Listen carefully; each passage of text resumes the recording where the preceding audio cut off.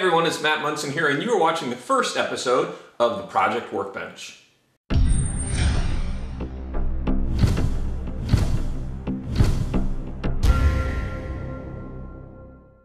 The idea behind the Project Workbench is to consolidate a few different ideas I had. I want to include things like interviews, on-location shoots, events, things like prop parties, and also show some of the projects I'm working on without having to have a dedicated series for that project. There'll still be a separate series for the Matmobile, but things like the grapple gun or mold making tutorials, stuff like that will all be included here. This first episode of the Project Workbench is part one of my interview with Tim Arp, who goes by the name D48 Ronin on the RPF. Tim joins us from Oregon. Tim, thanks for being here today. Yeah, no problem. Tim, when did you first become interested in prop building or model making?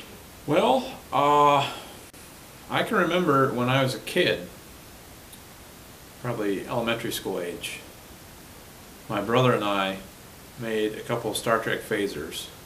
So I'd say I was interested from a pretty early age, but I think what piqued my interest was, I know the exact moment. It was 1979. I was 11 years old, going on 12, and I was in a bookstore, and I ran across this, the Book of Alien, which talks about the production of Ridley Scott's film. So it was at that moment that the cogs kind of locked into place and the light bulb went on, and I thought, I want to do that when I grow up. And when did you start doing it professionally, or was it your first job?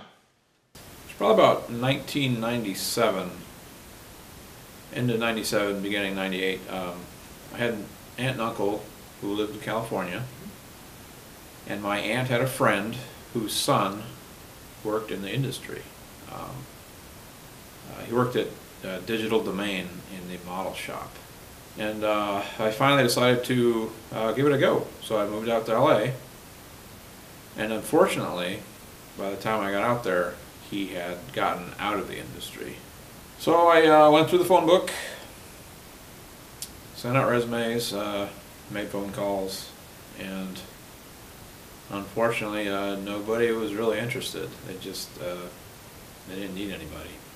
So what I did do for a little while was I started volunteering for student films at USC and AFI, which is the American Film Institute. And it wasn't what I wanted to be doing, obviously, but I'm glad I did it because it was pretty interesting and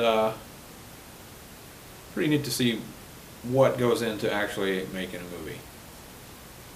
So it was good in that respect. But I did keep looking for stuff that would relate more to what I was interested in. And I did come across a guy who was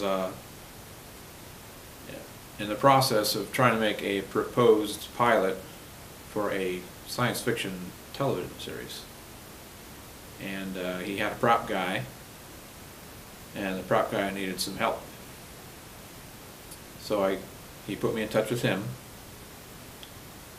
and showed this guy my stuff, which at that point wasn't a whole lot. You know, a few custom lightsabers, and I had done a Ralph McQuarrie style concept Boba Fett outfit, which he was pretty jazzed about, so we hit it off over that. And after that project, which unfortunately didn't really go anywhere, he started hiring me for small jobs, and my first real paying job was building some stuff for Rob Zombie. What we made was this big 18-foot tall robot, the Creeper, which was basically a giant wearable puppet. My friend was wearing the upper half. It was a backpack frame, with a skeleton built up out of PVC pipe, and it was skinned with upholstery foam, and the foam was coated with latex.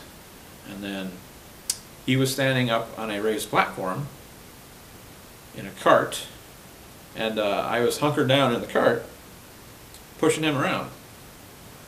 We actually subsequently went out on tour with the band and we performed during the show.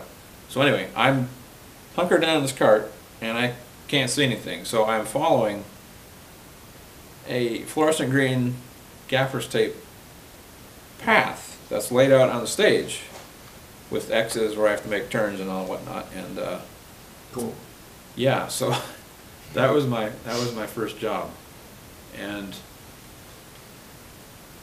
I'm glad I did it, and it was interesting, but I would never do that again.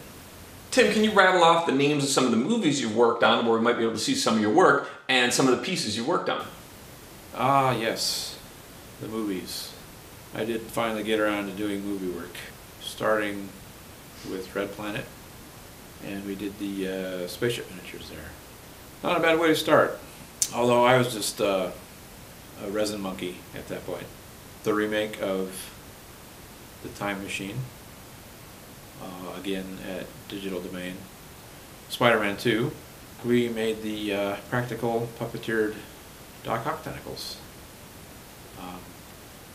Actually, most of my time was spent on what we called the secondary tentacle, which was a smaller tentacle that tapered down to a point, and that came out of one of the upper main tentacles, and he would wrap it around people's waists when you would grab them.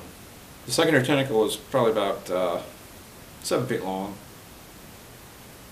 and there were 145 individual vertebrae, all handmade, and each vertebrae was 1% smaller than the one that preceded it, from the big end down to the little end. So, needless to say, that was quite a bit of work, but it was fun. The day after tomorrow, there were several crews on that show. The crew I was on, we did a shot for the sequence where the ship is floating down the street between the buildings. And there's a quick underwater shot where you see the ship crush a bus. That was actually shot wet for wet in a big tank of water. Usually they'll do what they call a dry for wet shot, which is where basically you fill stage with smoke, which when you light it, it gives you a haze, which gives the appearance of shooting underwater. But anyway, we actually did ours wet for wet. The Passion of the Christ.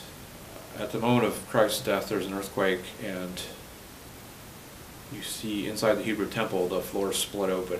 When we shot that, I had the task of dropping a chunk of debris. It was like a piece of architectural detail. It was actually 2 pieces held together by a couple rare earth magnets. When I was leaning over, trying to stay out of camera, when the floor split open, I would drop this chunk of debris, and it would hit and break apart, and the big piece would tumble into the chasm. And somehow, I was able to hit it every time, on every take. I would drop it, the thing would go right in the hole, and the director is pretty amazed by that. We're just about out of time for this episode, but there's tons more, so tune in for the next episode where we continue our interview with Tim Arp.